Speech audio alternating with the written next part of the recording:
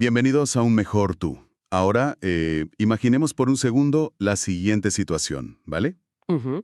Se llega a la entrevista final con ese cliente clave, o bueno, a la reunión definitiva para fijar honorarios. Y de repente llega la pregunta del millón. Preguntan por el precio. Uf, el momento crítico, claro. Exacto, ese momento. En ese instante, pues se siente un nudo en el estómago, vienen a la mente las facturas amontonadas en la mesa del salón, Ya, la presión. el miedo al rechazo aprieta y antes de que la otra parte abra la boca, va y se ofrece una rebaja del 30%. O sea, sin venir a cuento. Madre mía. Es que es un pánico que muchísima gente conoce de primera mano. Es algo súper común. Totalmente. Pero, según la radiografía que vamos a hacer hoy aquí, ese simple segundo de duda, ese parpadeo puede haber destruido por completo una carrera profesional a largo plazo.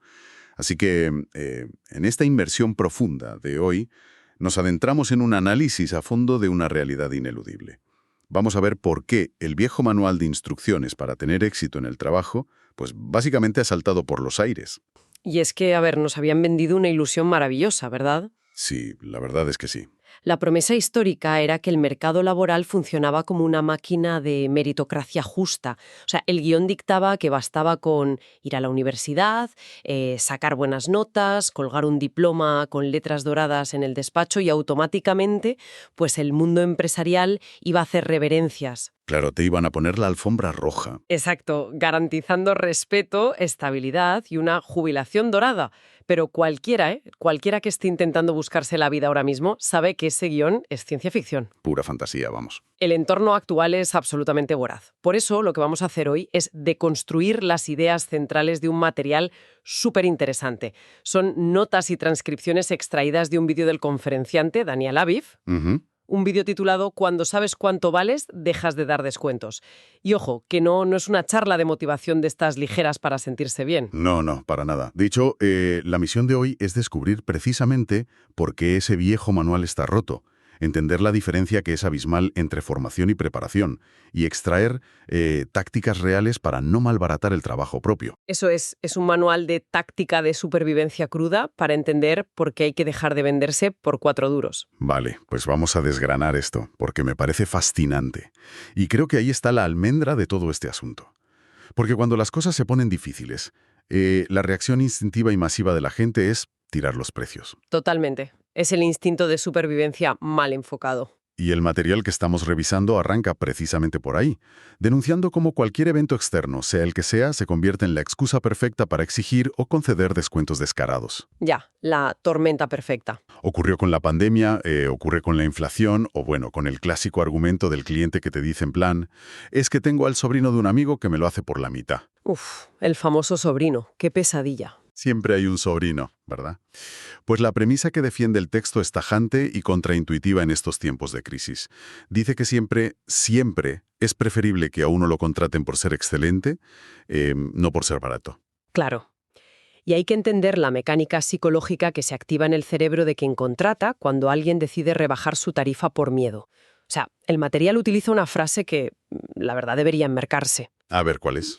Dice, quien negocia con hambre se queda con las migajas. Qué buena. Qué barbaridad de frase. Es muy potente. Lo fascinante aquí es que nos recuerda que el mercado exterior no es una ONG. Ya te digo.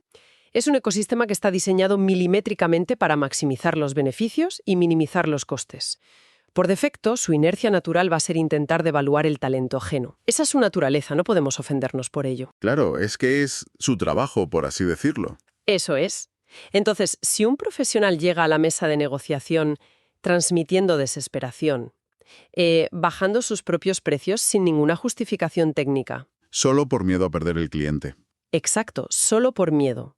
Pues no está ganando un cliente, está educando a ese cliente para que no le respete. Se está etiquetando a sí mismo como un recurso de bajo nivel. Y salir de ahí es dificilísimo. Yo, pensando en esto, se me viene a la cabeza la imagen del cajón de saldos de los grandes almacenes. Ujú. ¿Cómo es eso? Pues pensemos en esa cesta metálica enorme que suelen poner cerca de la caja registradora, donde tiran la ropa de la temporada pasada, hecha una bola, con una pegatina roja gigante que dice liquidación. Sí, la típica, que está todo revuelto. Pues en el instante en que alguien mete su propio trabajo en ese cajón por desesperación, El consumidor cambia el chip automáticamente. O sea, ya nadie compra ese producto por su calidad, ni por su diseño, ni por la artesanía o las horas que lleva detrás. Lo compran por la ganga. Lo compran exclusivamente por la ganga. Exacto. El valor real desaparece para siempre a ojos del cliente. Y tratar de salir de ese cajón de saldos para volver a la estantería gourmet, por llamarla así, una vez que el sector ya te conoce como la opción barata, pues es una misión casi imposible. Es una analogía brillantísima porque ilustra muy bien el daño permanente a la reputación. En el cajón de saldos, como tú dices, solo hay canibalismo. O sea, la gente se pelea por el precio más bajo y ya está. Totalmente. Por supuesto, el análisis que hace Daniel Jafiz no ignora la realidad. Todos sabemos que hay facturas que no esperan, ¿eh? Que hay meses donde el alquiler aprieta de tal manera que no queda más remedio que aceptar condiciones que, bueno, no son ideales. Claro, hay que comer. La supervivencia inmediata manda. Exacto.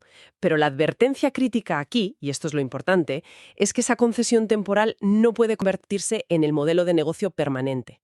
Si un sector en particular presiona constantemente hacia abajo y se niega a pagar por la calidad, la fuente señala que solo quedan 3 caminos viables a largo plazo. 3 caminos.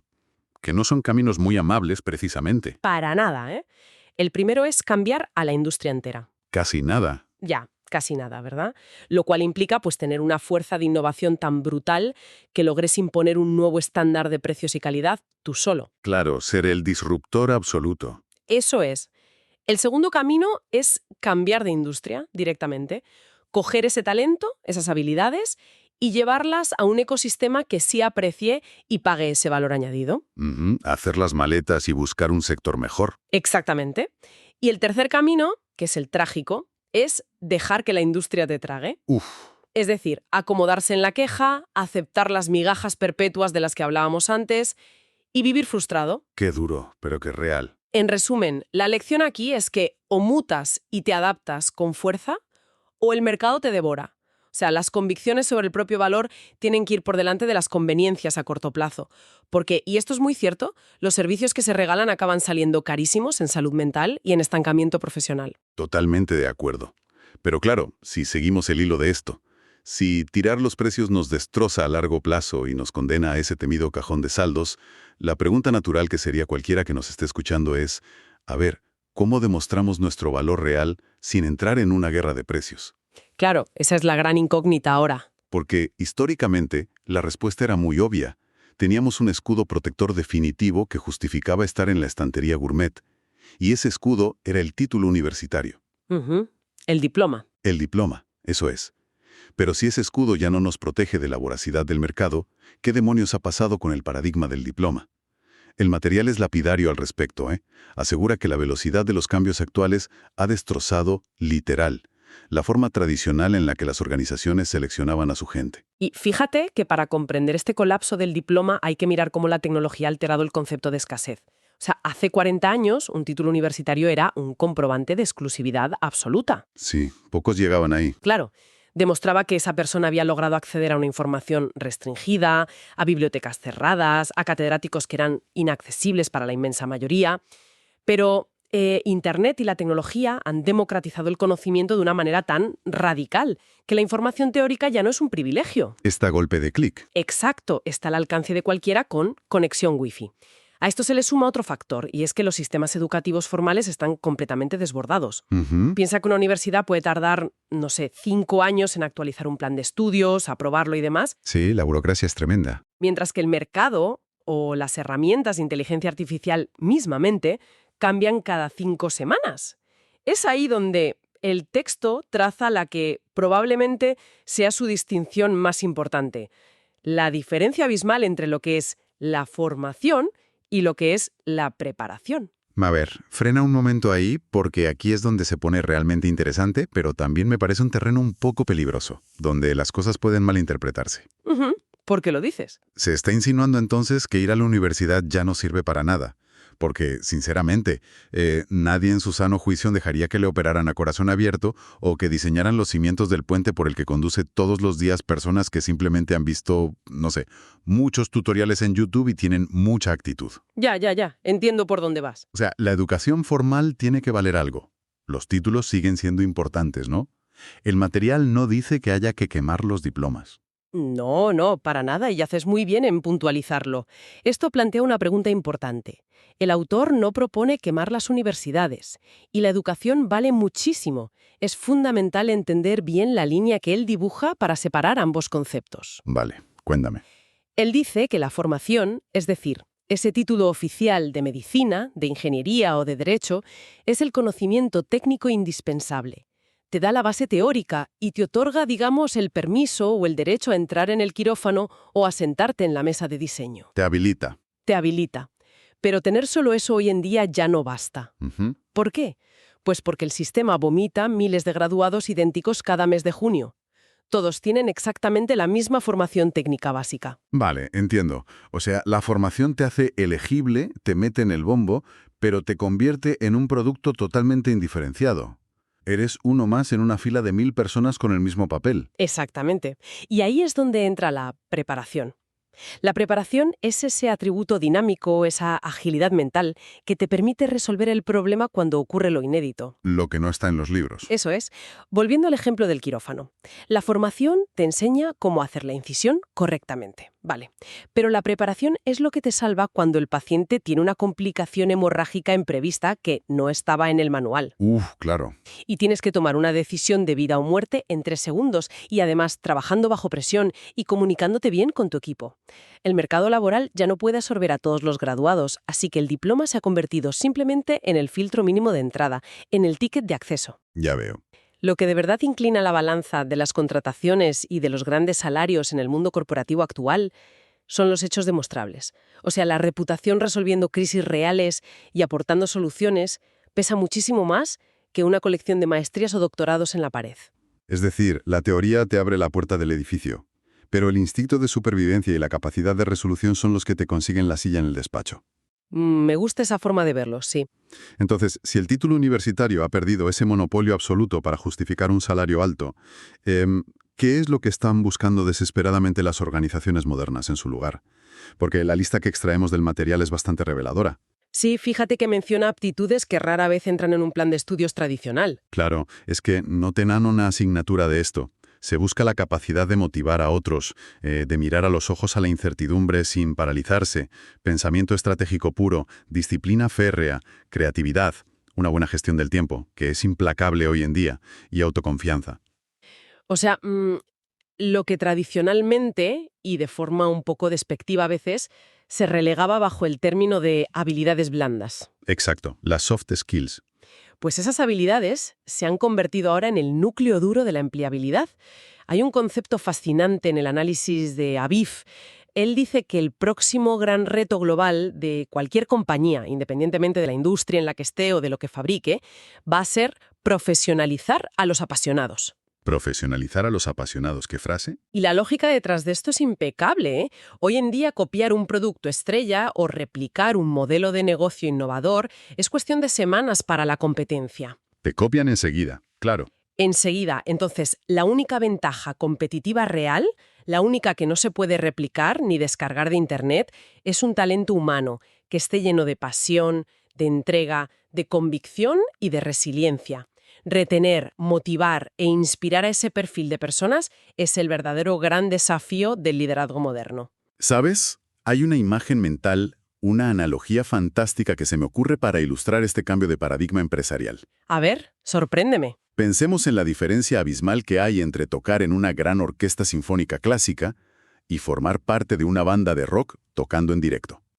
¿Vale? El mundo corporativo operaba como una orquesta. O sea, las empresas querían contratar a alguien con el diploma del conservatorio bajo el brazo. Al que tocara perfecto. Exacto. Querían que se sentara calladito en su silla, mirara la partitura que otro había escrito y tocara exactamente las notas indicadas. Ni una de más, ni una de menos. Era un entorno hipercontrolado, jerárquico y súper predecible. Ya. Pero es que ese entorno ya no existe. Exacto, se ha volatilizado. El mercado actual se parece muchísimo más a un festival de rock al aire libre. Todo es caos. De repente, a mitad del concierto, pues empieza a diluviar, el bajista rompe una cuerda y se va la luz en todo el escenario. Desastre, vamos. En ese escenario concreto, tener al músico que mejor lee la partitura no sirve absolutamente para nada porque no hay luz para leerla y los amplificadores no van. Las empresas están desesperadas por encontrar a ese perfil que tiene la audacia, la creatividad y el temple para agarrar la batería, improvisar un solo acústico en medio de la oscuridad y mantener a miles de personas saltando y motivadas hasta que vuelva la electricidad. ¡Qué buena imagen! Esa capacidad de no entrar en pánico cuando se rompe el guión es lo que significa enfrentarse a la incertidumbre. Y fíjate, si conectamos esto con el panorama general y cruzamos esa analogía brillante que acabas de hacer con el tsunami que supone la inteligencia artificial ahora mismo, el mensaje es definitivo. A ver, desarrolla eso. Pues que todo lo que consista en procesar datos estructurados, predecir patrones repetitivos y estandarizar tareas, es decir, el equivalente a leer esa partitura a la perfección, va a ser asumido por las máquinas. De hecho, ya lo está haciendo a una velocidad de vértigo. Totalmente. Te lo hace un algoritmo en segundos. Exacto. Lo que las inteligencias artificiales no pueden hacer, al menos de momento, es leer la tensión emocional en una sala de reuniones. No pueden empatizar genuinamente con un cliente que está al borde del colapso, o tener la intuición de pivotar una estrategia de ventas de forma creativa cuando el mercado da un giro inesperado. Claro, el factor humano. Esas aptitudes profundamente humanas son el verdadero bien escaso hoy en día. Por eso, el material concluye con una idea muy potente. La vida no se equivoca. Al final del día, el mercado real, la vida misma, es el juez implacable que certifica si una persona de verdad sabe resolver problemas o si simplemente sabe acumular diplomas en un cajón. Oye, pues es una visión poderosísima y, reconozcámoslo, suena súper inspirador, ¿no? Desde luego. Hablar de pasión, de improvisar en la adversidad como estrellas de rock y de mantenerse firme para no rebajar nuestro precio es muy romántico. Pero, a ver, bajemos un poco la tierra. Aterricemos el concepto. Eso es. ¿Cómo se aterriza todo esto en el barro del día a día? Porque, seamos sinceros, cuando la cuenta del banco está tiritando a fin de mes. Ya. Cuando uno se pasa las horas enviando currículums a plataformas online, donde ves que eres el candidato número 500 o el 1000, pues la pasión en ese momento parece un lujo que no da de comer.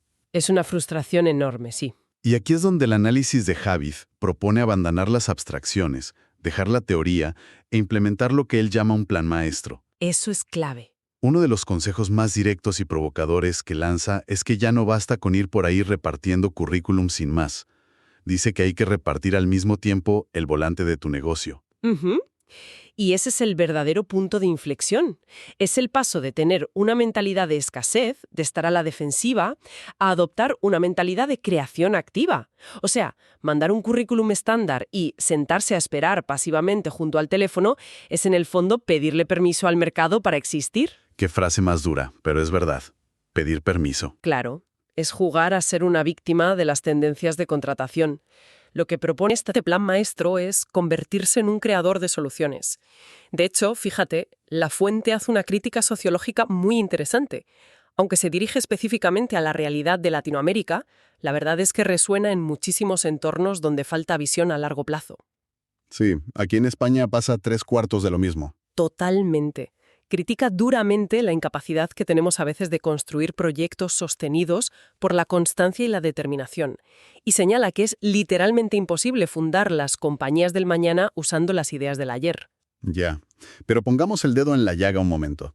Entonces, ¿qué significa todo esto realmente? A ver. O sea, ¿cómo se reconcilia esta visión tan, digamos, épica de perseguir los sueños y crear el mañana con la tremenda bofetada de realidad que supone el tener que morder el polvo, buscar incansablemente, tragar decepciones y, literalmente, tocar un centenar de puertas para que te abran una? Claro, el desgaste diario. Porque si el mundo es tan hostil y tan voraz como decíamos al principio, pues apostar todo a la pasión parece hasta un poco irresponsable. Bueno, es que sería súper irresponsable si solo se tratara de fe ciega. De hecho, el texto rompe por completo con ese optimismo tóxico que abunda tanto ahora. El rollo de si lo deseas muy fuerte, el universo te lo da. Exactamente. Ataca frontalmente lo que denomina escasos pensamientos ante un mundo abundante. O sea, quejarse amargamente todo el día de que no hay oportunidades o de que la culpa de todo la tiene el sistema o el gobierno es una coartada perfecta para la inacción. Una excusa para no hacer nada. Eso es. Y deja clarísimo que la fe y la esperanza, por sí solas, son completamente insuficientes como estrategia vital. No sirven para pagar las facturas. Huir de empresas mediocres que valoran más la antigüedad o el enchufismo que el talento real es vital, sí, obvio, pero requiere tener a dónde ir. Claro, tener un plan B sólido. Y para tener a dónde ir, se exige un rigor táctico extremo. El plan maestro no es hacer un mapa de los sueños en una cartulina. Es que ahí está la clave. Porque se menciona en la fuente que para ejecutar este plan maestro, nadie necesita que el día tenga mágicamente más de 24 horas. No, el tiempo es el mismo para todos. Lo que se necesita, y la frase del autor es literal, son segundos claros, minutos pensados, horas planeadas, acciones ensayadas y habilidades perfeccionadas. Como él concluye, no necesitas un día con más horas, necesitas vida. O sea, esto no es fluir con el universo, es un nivel de autodisciplina asombroso. Absolutamente. Es casi militar. Es auditar en qué diantres se gasta cada minuto del día. Si alguien dedica, no sé, 3 horas a lamentarse en Twitter o en redes sociales por su pésima situación laboral y dedica 0 horas a ensayar frente al espejo el argumento con el que va a defender su subida salarial al día siguiente, pues oye, el problema principal ahí no es la macroeconomía global. Exactamente. La instrucción subyacente aquí es que hay que perfeccionar las propias habilidades hasta que duelan. Hay que dar el callo. Porque, y esto es muy importante, la distancia que separa a una persona de esa gran oportunidad que cambiaría su vida casi nunca es una distancia física, ni es un simple problema de mala suerte. Ya. Esa brecha kilométrica de la que hablamos está pavimentada en gran parte por los propios miedos, por la pereza disfrazada de estoy muy cansado, por la apatía y por el desánimo general. El rigor de medir el tiempo y de ensayar exhaustivamente cada movimiento es la frontera definitiva que separa a un soñador ingenuo de un profesional o de un líder íntegro. Es la diferencia entre querer algo y prepararse para ello. Eso es. El soñador va a la reunión esperando tener suerte, entra en pánico cuando le preguntan el precio, negocia con hambre y, como decíamos al principio, se lleva las migajas. Pero el profesional, que tiene un plan maestro, ha practicado su propuesta de valor tantas veces en su casa que cuando finalmente logra que una de esas 100 puertas que ha tocado se abra, Entra con todo. entra con la preparación absoluta para exigir lo que realmente vale, sin temblar. Madre mía, menuda radiografía acabamos de completar en este rato. La verdad es que sí, tiene tela. Si echamos la vista atrás un segundo, hemos viajado desde el error fatal que supone dejarse dominar por el pánico para tirar los precios, entendiendo perfectamente esa psicología del cajón de saldos que te arruina la reputación profesional para siempre. Un viaje intenso. Luego hemos diseccionado cómo esa muralla infranqueable que antes suponían los títulos universitarios, pues se ha ido agrietando ante la democratización del conocimiento y toda esta velocidad tecnológica de la IA. Y eso nos deja frente a una necesidad urgente. Hay que pasar de la simple teoría de la formación a la verdadera preparación y resolución de problemas. Y hemos desgranado cómo la supervivencia en este, como tú decías, festival de rock y de incertidumbre pasa obligatoriamente por cultivar esas mal llamadas habilidades blandas, la creatividad, el temple y la automotivación. Todo ello, por supuesto, anclado, sin excusas ni romanticismos vacíos, en la ejecución de un plan táctico diario. El plan maestro. Eso es, un plan donde cada hora se planifica y cada acción se ensaya al milímetro para no ser devorado por este mercado cambiante. Pues creo que este recorrido que hemos hecho es de un valor incalculable para que nos escuche hoy. Y aunque esté, no sé, preparando un presupuesto para un cliente nuevo ahora mismo, o que vaya a sentarse a discutir sus condiciones laborales esta tarde con su jefe, o que incluso esté decidiendo su futuro académico, pues debe grabar a fuego una cosa. ¿El qué? Que el respeto del mercado ya no viene impreso en un papel de pergamino con letras doradas. El valor se conquista en la trinchera del día a día, aportando soluciones con una excelencia intachable y, sobre todo, teniendo la tremenda fortaleza mental de no malbaratar el esfuerzo y el talento propio por culpa del miedo. Y fíjate, para cerrar este espacio de reflexión, creo que nos queda flotando una duda muy punzante. Una duda que nace de todo lo que hemos estado revisando y que, francamente, nos interpela a todos a nivel personal e invita a la introspección. A ver, lánzala. Si asumimos que, como hemos visto, la época dorada de los diplomas se está desvaneciendo frente a la realidad y que, en última instancia, la vida es el único jurado que certifica tu valor, la pregunta es obligada. ¿Qué dice exactamente el diploma que se está escribiendo hoy con las decisiones, las rebajas o las tácticas que hemos aplicado esta misma semana? O sea, si repasamos las rebajas que hemos concedido, la forma en que hemos enfrentado los imprevistos o las horas que hemos dedicado a ensayar estos últimos días, ¿ese comportamiento certifica a alguien que negocia con hambre o muestra a alguien que exige su verdadero valor sin pedir disculpas? ¡Qué barbaridad! Oye, es una pregunta magnífica para dejar resonando en la cabeza de quienes nos escuchan.